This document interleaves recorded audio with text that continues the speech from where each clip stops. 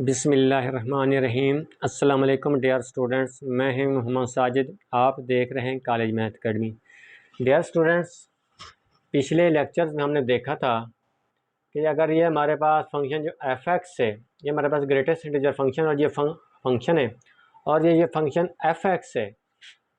इस पॉइंट पर अगर हमारे पास ये पॉइंट जब पुट करते थे, अगर ये हमारे पास इंटीजर बन जाता था, अगर ये पॉइंट इस फंक्शन पर पुट करते थे और ये वाला हमारे पास इंटीजर आ जाता था, तो फिर फंक्शन हमारे पास डिसकंटिन्यूस होता था। अगर नॉन इंटीजर आ जाता था तो फिर हमारे पास ये कंटिन्यूस होता था, और ये हमारे पास फंक्शन लीनियर भी होना चाहिए। अब हम स्टूडेंट देखेंगे, अगर ये वाला फंक्शन हमारे पास नॉन लीनियर है तो फिर हम इसकी कंटिन्यूटी को किस तरह चेक कर सकते हैं। स्टूडेंट्स, अगर हमारे पास ये फंक्शन जो एफ एक्स है ये नॉन लीनियर होगा तो फिर हम इसकी फिर हम इसकी कंटिन्यूस और डिसकंटिन्यूस होने के बारे में कुछ भी नहीं कह सकते। लेट करें अगर हमारे पास इस तरह के फंक्शन है, हमारे पास ये नॉन लीनियर फंक्शन है, एक्स स्क्वायर प्लस 1 ले लें, साइन एक्स ले लें, कॉज एक्स ले लें, लॉग एक्स ले लें, एक्सपोनेंशियल फंक्शन ले लें। ये हमारे पास नॉन लीनियर फंक्शन है। इनकी कंटिन्यूटी के बारे में हम कुछ भी नहीं कह सकते। ये कंटिन्यूस भी हो सकते हैं और डिसकंटिन्यूस भी हो सकते हैं। अब स्टूडेंट्स, सबसे पहले हम एक फंक्शन ले लेते हैं, उसकी हम कंटिन्यूटी को चेक करते हैं। सबसे पहले हम कोई फंक्शन एक साइन एक्स ले लेते हैं, इसकी हम कंटिन्यूटी को चेक करते हैं।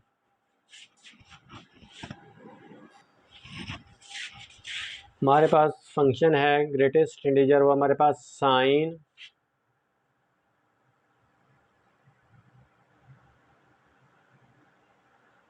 एट एक्स बराबर है π/4।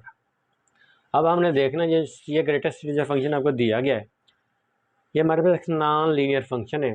π/4 पर देखते हैं कि ये कंटिन्यूस है या डिसकंटिन्यूस है। सबसे पहले हम इसका एग्जैक्ट वैल्यू देखते हैं। एग्जैक्ट वैल्यू हमारे पास आ जाएगी इसकी साइन π/4।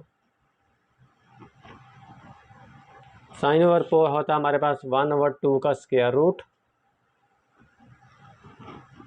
और ये हमारे पास होगा तकरीबन 0.71। अब इसकी जो ग्रेटेस्ट इंटीजर फंक्शन हमारे पास आएगा वो 0 आएगा हमारे पास, ये 0 वैल्यू हमारे पास आ जाएगी बाई एग्जैक्ट वैल्यू। अब हम इसकी राइट हैंड में निकाल लेते हैं। लिमिट x अप्रोचेस टू π/4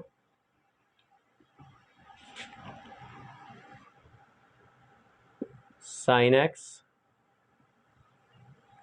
अब स्टूडेंट यहाँ बात आपने नोट करनी है कि कभी भी राइट हैंड लिमिट निकालते हुए π/4 आपने इस x पर पुट नहीं करना, क्योंकि अब ये π/4 नहीं है, अब ये π/4 से थोड़ी सी बड़ी वैल्यू है। π/4 से थोड़ी सी बड़ी वैल्यू है। अगर हम इसको डिग्री में ले लेते हैं, π/4 हमारे पास डिग्री में आ जाएगा 45 डिग्री। अब 45 डिग्री, अब साइन 45 से थोड़ी सी बड़ी वैल्यू आप पुट करेंगे जब इस एक्स पर, ये हमारे पास 44 से थोड़ी सी बड़ी वैल्यू कोई भी पुट करेंगे आप, लेट कर लें कि हमारे पास साइन 40.001 ले लें। ये वैल्यू अगर हम पुट करते हैं एक्स की जगह पर हमारे पास, तो इसके हमारे पास जो वैल्यू होगी वो तकरीबन आएगी 0.71 आएगी। अब 0.7 की जो हमारे पास ग्रेटेस्ट इंटीजर वैल्यू आएगी वो हमारे पास आ जाएगी 0 आ जाएगी। ये हमारे पास साइन एक्स की π/4 पर जो वैल्यू आएगी हमारे पास ये आ जाएगी।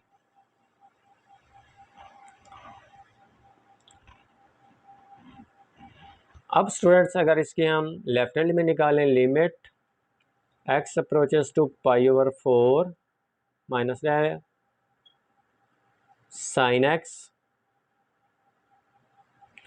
अब इसकी अब वैल्यू हम π/4 ये हमारे पास 45 डिग्री होता है, उससे थोड़ी सी छोटी वैल्यू एक्स की वैल्यू इधर एक्स पर हम पुट करेंगे।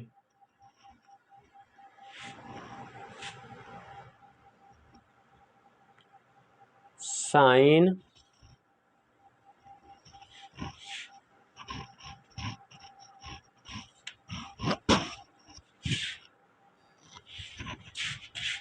ले अब साइन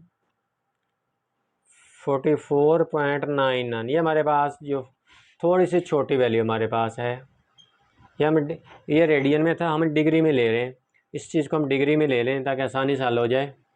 अब इसकी जो वैल्यू आएगी वो तकरीबन हमारे पास ये भी आएगी 0.71 तकरीबन आएगी। अब इसकी जो वैल्यू आएगी वो भी हमारे पास 0 आ जाएगी ग्रेटेस्ट इंटीजर में। अब देखें स्टूडेंट्स, हमारे पास exact value, right hand limit और लेफ्ट हैंड लिमिट तीनों हमारे पास अब इक्वल आ गई हैं। जब इक्वल आ गई हैं तो फिर ये हमारा जो साइन एक्स फंक्शन है एट π/4 पर ये हमारे पास एक कंटिन्यूस फंक्शन है हमारे पास। अब हम एक और एग्जांपल ले लेते हैं।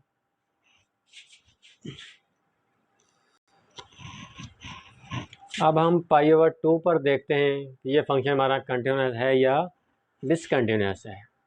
सबसे पहले हमें एग्जैक्ट वैल्यू देखते हैं इसकी। साइन π/2x ले लेते हैं। हम जानते हैं कि साइन π/2 जो π/2 हमारे पास ये 90 डिग्री के बराबर होगा। अब साइन π/2 इसकी वैल्यू एग्जैक्ट वैल्यू हमारे पास 1 होगी। अब 1 का ग्रेटेस्ट इंटीजर आएगा हमारे पास 1 आ जाएगा। अब हम इसकी लेफ्ट हैंड लिमिट ले लेते हैं। लिमिट x अप्रोचेस टू π/2 ये हमारे पास राइट हैंड लिमिट आ जाएगी साइन x। अब हमारे पास अब π/2 9 यानी कि हमारे पास 90 के इक्वल है। 90 से थोड़ी सी बड़ी वैल्यू जब पुट करेंगे हम तो हमारे पास जो वैल्यू आएगी वो आएगी हमारे पास 0.99 समथिंग इस तरह आएगी हमारे पास वैल्यू। अब इसका जो ग्रेटेस्ट इंटीजर वैल्यू आएगी वो हमारे पास 0 आ जाएगी। लेफ्ट हैंड लिमिट निकाल लें। Limit x approaches to π/2 minus sine x. अब 90 से थोड़ी सी छोटी वैल्यू जो पुट करेंगे x की जगह पर तो भी हमारे पास क्या होगी 0.99 समथिंग इस तरह आंसर आएगा हमारे पास। अब इसकी भी हमारे पास ग्रेटर इंटीजर वैल्यू जो आएगी वो 0 आएगी। अब स्टूडेंट देखें कि हमारे पास लेफ़्ट हैंड लिमिट बराबर है राइट हैंड लिमिट के, लेकिन हमारे पास एग्जैक्ट वैल्यू के इक्वल नहीं आ रहे। लेकिन ये हमारे पास जो एग्जैक्ट वैल्यू थी उसके इक्वल नहीं है। ये दोनों बराबर हैं लेकिन ये एग्जैक्ट वैल्यू के बराबर नहीं आ रही, इसलिए ये फंक्शन हमारा जो होगा साइन एक्स π/2 पर ये डिसकंटिन्यूस हो जाएगा। यही साइन एक्स फंक्शन था जब π/4 हमने इधर पुट किया था तो ये हमारे पास कंटिन्यूस फंक्शन बन गया था।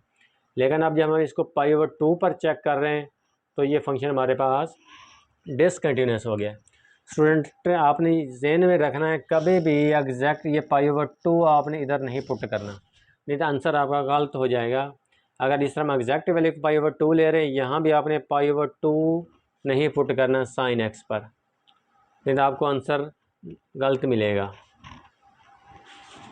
अब स्टूडेंट्स इस लेक्चर को हम यहाँ ख़त्म करते हैं। अल्लाह हाफिज़।